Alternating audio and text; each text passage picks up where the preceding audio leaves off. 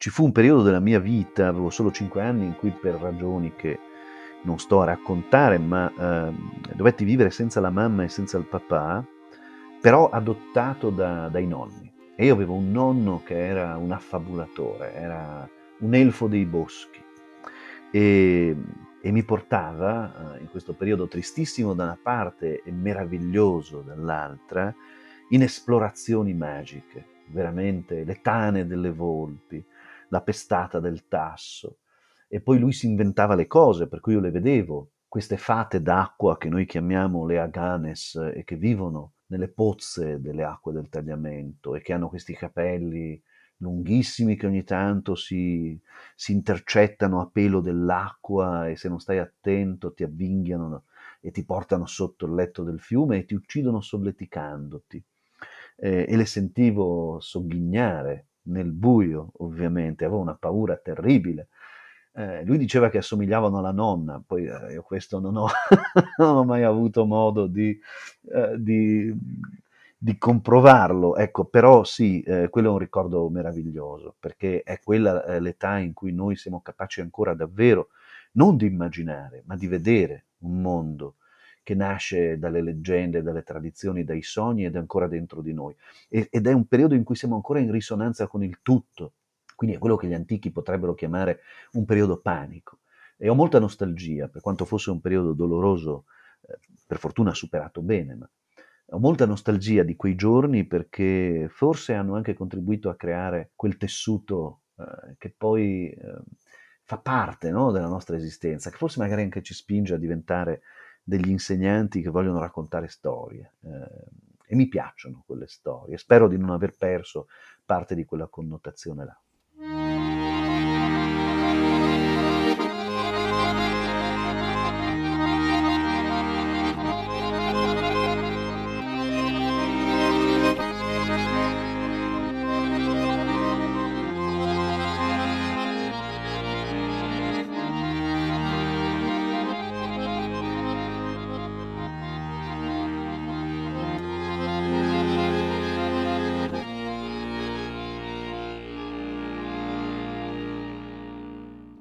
Un fiume di storie, racconti da e per il tagliamento, a cura di Legambiente del Friuli Venezia Giulia.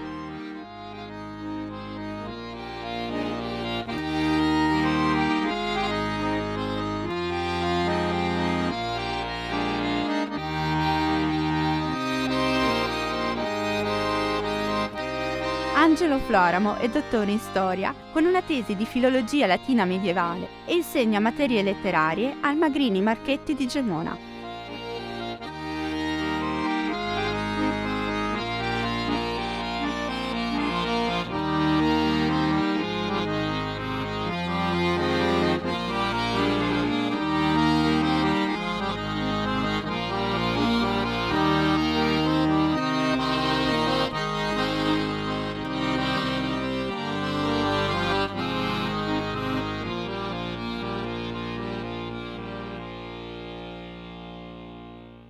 Un fiume è sempre un grande collettore di storie, di avvenimenti.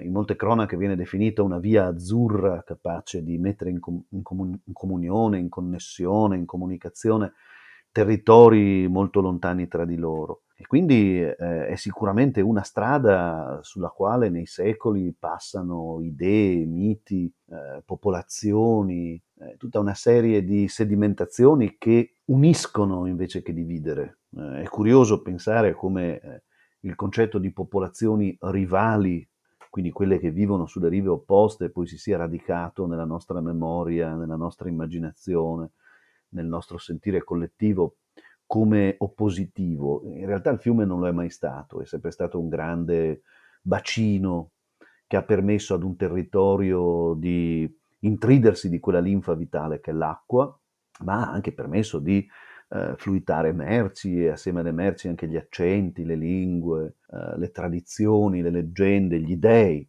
Ogni fiume di per sé quindi è una memoria vivente che potrebbe essere studiata come un fenomeno storico totale, cioè uno può davvero mettersi ad indagare gli aspetti geologici e poi anche ovviamente quelli sociali e prima ancora quelli economici e poi quelli culturali. Un fiume permette di avere il materiale con cui costruire le architetture spontanee, per esempio. E dunque è davvero una grande avventura poterlo percorrere o ripercorrere, perché ci aiuta ad avere una dimensione storica davvero, davvero completa. Nella memoria di quali popoli è rimasta traccia del tagliamento? Il Tagliamento è un fiume estremamente importante per le ragioni anche che dicevamo prima, perché se uno guarda la cartina geografica si rende conto che permette di unificare addirittura tre grandi mari, l'Adriatico settentrionale, quindi la cultura del Mediterraneo, ma arrivando oltre la cerchia alpina si possono intraprendere due direzioni in base ai bacini fluviali, si può arrivare sul Baltico e si può arrivare sul Mar Nero. E quindi questa sorta di bilancia azzurra, questo ago della bilancia azzurra che tiene insieme tre bacini così importanti per la storia dell'Europa, inevitabilmente era conosciuto ed era conosciuto da molte popolazioni. Le prime testimonianze sono legate al mondo greco. Il mondo greco ci ha lasciato delle fonti importanti. Strabone nel I secolo a.C. parla di un fiume, non lo nomina, ancora rimane abbastanza misterioso, però parla di questo fiume straordinario che scende dalle Alpi e segna un confine tra i Veneti, l'antica popolazione, e la città di Aquileia, che ovviamente già ai tempi di Strabone era così importante. E poi Tolomeo nel secondo secolo d.C., da bravo geografo e da grande studioso della biblioteca di Alessandria, ne calcola le distanze, quindi ci dà una sorta di planimetria tra Ravenna e la foce del Tagliamento. E a metà strada c'è il latino Plinio che invece lo chiama per la prima volta, c'è questo Tiliaventum che dà appunto il nome al fiume. Chiaramente la storiografia bizantina ne parla. E sarebbe interessante, dico sarebbe perché ancora non ne abbiamo contezza, cercare di capire se esistessero anche dei rimandi in quel grande mondo che è l'esplorazione islamica a partire dal X-XI secolo. Io sono convinto che una ricerca comparata permetterebbe anche di andare a ripescare le suggestioni del Tagliamento in questi fascinosi esploratori del mondo che furono gli arabi tra appunto la fine del primo millennio e l'inizio del secondo. E poi insomma il Medioevo europeo lo cita, lo troviamo nella tabula poitingheriana, che è quel ricalco della viabilità romana, e si trova Fluvius Tiliabinte, che è proprio appunto il nostro tagliamento. Lo troviamo nella cronaca ancora prima, nel VI secolo, di Venanzio Fortunato, che cita proprio Reunia, che è il luogo dal quale vi sto parlando io, Ragogna, dicendo che la rocca di Ragogna incombe sulle acque tumultuose del Tagliamento e lo chiama la Reunia Telliamenti. Ecco, quindi insomma ci sono molte suggestioni in merito, ne abbiamo citate soltanto alcune, scegliendole, ma ce ne sarebbe davvero tante ancora da esplorare. Ma il nome di questo fiume ha un significato particolare? Allora, gli studiosi si sono accapigliati e si stanno ancora accapigliando, c'è una lezione, diciamo, accettata prevalentemente, si dice che tiliaventum derivi da questa radice indoeuropea telia, da cui deriverebbe tiglio sostanzialmente, e questo fent o vant, che vorrebbe dire ricco di, per cui andrebbe ad indicare una regione che è ricca di tigli.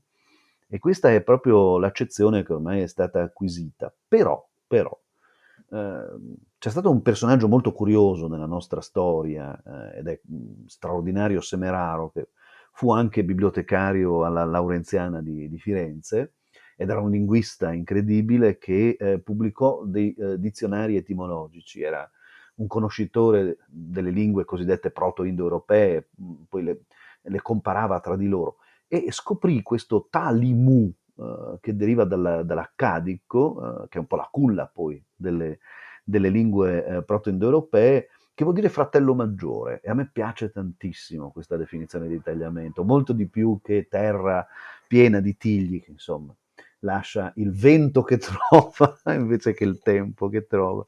Perché fratello maggiore vuol dire tanto, vuol dire colui al quale tu vai ad attingere l'insegnamento della via, colui che ti indica la strada, colui che ti dà l'acqua per sostentarti. E se posso chiosare con un'ulteriore piccola considerazione, io sono convinto che ci sia un nome che ancora noi non conosciamo e che identifichi invece il tagliamento come qualcosa di femminino, di femminile, perché buona parte dei fiumi della nostra terra friulana sono fiumi che hanno una matrice femminile. Il friulano, così come le lingue slave, tende a identificare sempre i fiumi in una forma femminile, in un genere femminile. E io lo trovo splendido. C'è una rappresentazione delle acque in una grotta slovena non molto lontana dal bacino del Tagliamento, che le rappresenta come una donna con le gambe aperte e attraverso questo abbraccio delle gambe raccoglie la terra, gli alberi, le piante. Dai suoi seni scende un latte che in realtà è l'acqua vivificante, è la pioggia. E quindi è un po' l'incarnazione stessa di quello che è il fiume, che rigenera come la terra, che ha un grembo germinante, capace di riprodurre vita. E quindi se posso permettermi un neologismo, per me è l'atagliamento, ma questa è un'opinione puramente personale.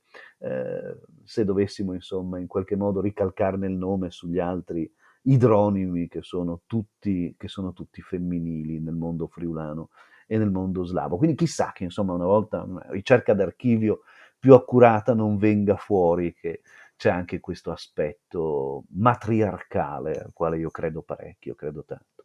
E dove andrebbe a cercare questo nome? Questa è una bella domanda.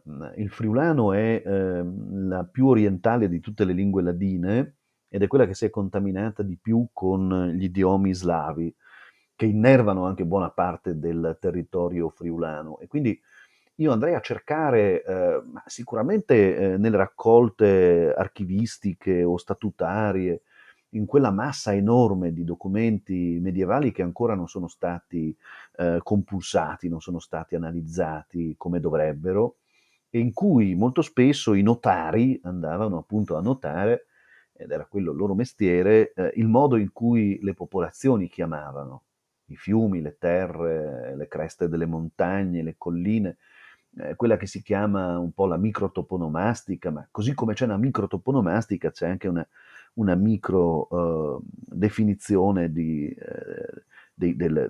elementi della natura. E quindi secondo me quella potrebbe essere un'interessante ricerca e magari anche compulsando le fonti dei vicini di casa, quindi parlo dei carinziani e degli sloveni, che sicuramente ebbero nel patriarcato di Aquileia, che durò per così tanti secoli, ebbero a che fare con questa terra. Cercare quelle assonanze potrebbe essere davvero molto molto interessante. Però è una speranza che ricerco da tanti anni e finora è rimasta tale.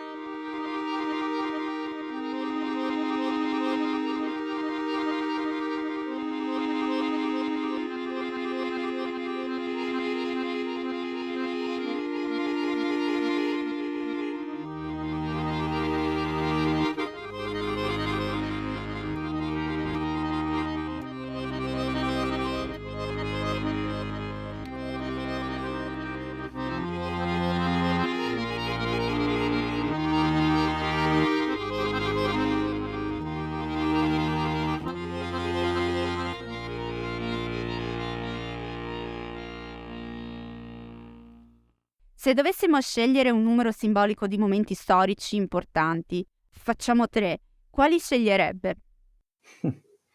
Questa è una bella domanda, è molto imbarazzante anche perché da goloso frequentatore di pasticcerie è come se mi chiedessero di scegliere qual è il pasticcino che mi piace di più.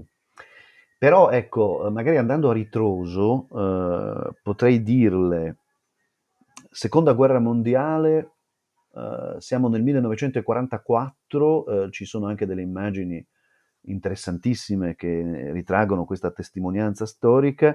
Arrivano le armate cosacche a cavallo, giungendo dall'Oriente estremo, eh, per fronteggiare quella straordinaria realtà che nel 1944 si formò qui in Friuli, che fu la Repubblica Partigiana di Carmia, dove le donne votarono per la prima volta in territorio italiano, ben prima del 1946. E fu un'esperienza interessante, fu un'esperienza di democrazia. Per distruggere quell'esperienza lì, il Terzo Reich, al quale era afferente il Friuli dopo il fatidico 8 settembre del 1943, spostò un'immane popolazione, anzi una serie, una costellazione di popolazioni cosacche che provenivano dall'area caucasica prevalentemente, dal Terek, dal Don, arrivarono con i loro dromedari, con i buoi sarmatici, con i carri, con sopra le loro famiglie, perché fu davvero una grande immigrazione di popolo.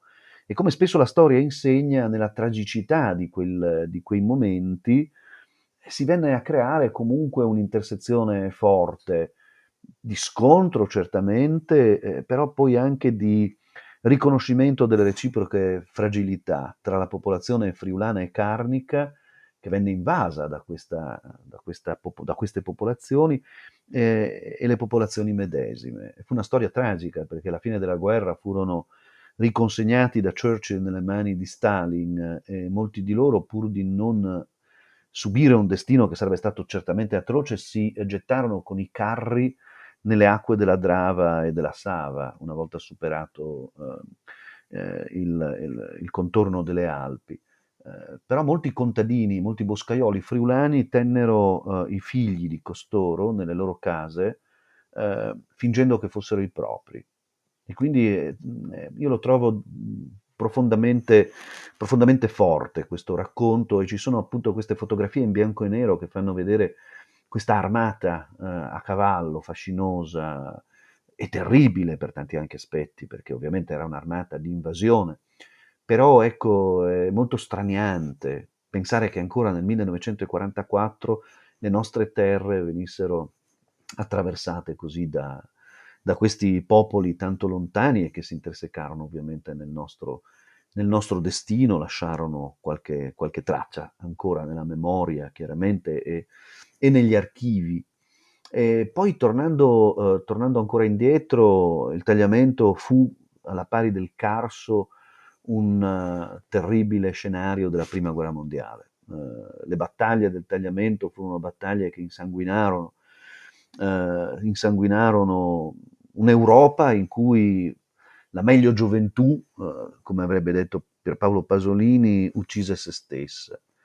Di qui passò Erwin Rommel prima di diventare Erwin Rommel, era un giovanissimo ufficiale tedesco che con la rotta di Caporetto nell'ottobre del 17 si vide a gestire le Sturmtruppen, no? Le truppe d'assalto dell'esercito germanico, proprio in questa zona e soprattutto in questa chiusura del tagliamento che si trova da dove io vi parlo, cioè tra Ragogna e Pinzano. Il nome Pinzano è proprio la pinza in cui il tagliamento si restringe.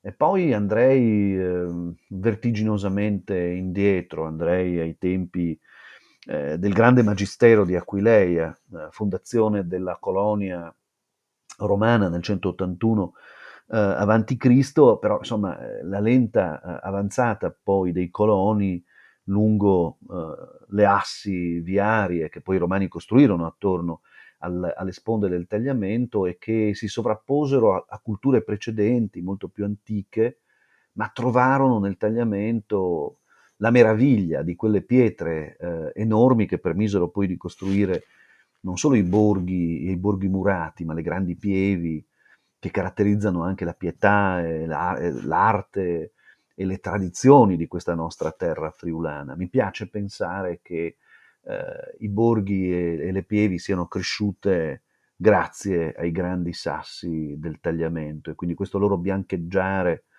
sulle alture della nostra Carnia deve molto a questo fiume che è davvero, e insisto nel dirlo, madre della terra friulana. Gli storici hanno a che fare con il tempo e spesso con grandi scale temporali. Ma nel corso della sua vita, che è ben più breve di un periodo storico, com'è cambiato il tagliamento? Ma allora, paradossalmente, è cambiato pochissimo fino, direi, alla prima metà del secolo scorso. E questa è una prerogativa del fiume. Il fiume, è rimasto di fatto selvaggio ed invariato per millenni. Poi il Novecento, ha combinato tanti danni, a livello storiografico, a livello sociale, a livello economico, a livello politico. È stato il secolo breve, per fortuna è stato breve. In realtà ce ne accorgiamo drammaticamente che il suo alito continua a riversarsi sui nostri tempi. E quindi fino direi a che è prevalsa la civiltà contadina in Friuli, il tagliamento non è cambiato poi di molto. A un certo momento, forse ecco, tra il primo e il secondo conflitto mondiale, le cose cominciano a cambiare. Radicalmente cambieranno nel secondo dopoguerra. Anche il Friuli comincia a vivere il suo boom, e poi lo spartiacque fondamentale è il terribile terremoto del 6 maggio del 1976, quando davvero tutto cambia. Ecco, da quel momento in poi la scomparsa della società contadina, la nascita di una concezione diversa dell'agricoltura, per cui non l'uomo che in qualche maniera vive in simbiosi con la terra, ma l'uomo che la sfrutta con le colture generalizzate che hanno bisogno di molta acqua, e quindi il depauperamento del fiume. E poi lo sviluppo industriale avvenuto appunto negli anni 60, negli anni 70, la necessità di attingere, di prelevare l'acqua per creare dei bacini che poi mettessero in funzione le centrali idroelettriche, la costruzione della grande cartiera a Tolmezzo. Ecco, tutto questo ha violentato questa madre, le ha progressivamente portato via quella linfa vitale che l'ha sempre caratterizzata, quel latte, no? Per utilizzare quell'immagine molto bella dell'incisione rupestre di cui parlavamo prima, e ha cominciato ad inaridirla, ha cominciato a spersonalizzarla. Anche le cave di ghiaia all'interno del tagliamento, che sono state selvagge per tanto tempo, poco normate, hanno contribuito a toglierle parte dell'anima, no? Di quei biotopi così importanti, così unici.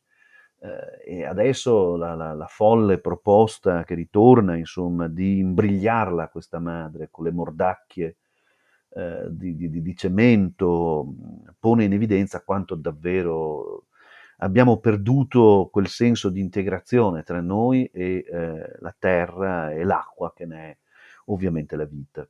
Che cosa vorrebbe proteggere del fiume? Tutto, ovviamente, se uno può avanzare una richiesta onnicomprensiva, perché lo si dice sempre agli studenti quando si fa lezione, soprattutto agli studenti del primo anno, no? Gli si dà questa immagine, tutto parte dall'ambiente, sempre, perché l'ambiente precede l'antropizzazione, piante, profili di montagne, fiumi, sono lì da ben prima che arrivasse questo parassita che poi è l'uomo. E poi sull'ambiente gli umani hanno imparato ad innestare la loro economia, perché l'economia è ciò che è capace di sfruttare al meglio le risorse di quell'ambiente. E poi l'economia si dà sempre una struttura sociale nel corso dei secoli, e la struttura sociale poi si organizza politicamente, e ogni forma politica strutturata ha bisogno anche di modelli culturali che sono in grado di modificare l'ambiente.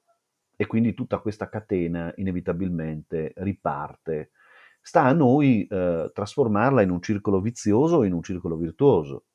Purtroppo finora, specie negli ultimi negli ultimi decenni abbiamo dimostrato che è più vizioso che virtuoso. Abbiamo modificato in maniera incondizionata, in maniera scempia, veramente l'ambiente, abusandone e quindi alterando tutto questo ciclo di cui abbiamo parlato. Quindi ecco, io forse vorrei poter recuperare quel rapporto ancestrale che i nostri antenati avevano con la terra, che era un rapporto di simbiosi, era perlomeno una considerazione, se vogliamo, potrebbe anche essere egoistica, che se riusciamo a mantenere vivo questo nostro rapporto con la terra che ci ospita e di cui noi siamo soltanto dei pellegrini, sulla quale siamo soltanto dei pellegrini, allora possiamo davvero mantenere la virtuosità di questo nostro contatto con la terra stessa. E quindi ricomincerei da lì, ricomincerei con il rispetto nei confronti del fiume. Avete ascoltato Un fiume di storie, racconti da e per il tagliamento, un podcast a cura di Legambiente del Friuli Venezia Giulia. Ospite Angelo Floramo. Regia, voce e suono Elisa Baioni. Brano musicale Tagliamento di Paolo Forte. Un fiume di storie fa parte di Percorsi intrecciati sul tagliamento, un progetto dedicato al fiume e a chi lo vive. È finanziato dalla Regione Autonoma Friuli Venezia Giulia. Sono partner IGB, Leibniz Institute of Freshwater Ecology and Inland Fisheries di Berlino, Ecomuseo delle Acque del Gemonese, CEVI, Centro di Volontariato Internazionale, ISIS Solari di Tolmezzo, ISIS Enrico Mattei di Latisana Lignano Sabbiadoro, Associazione Menti Libere di Lignano e FIAB Friuli Venezia Giulia.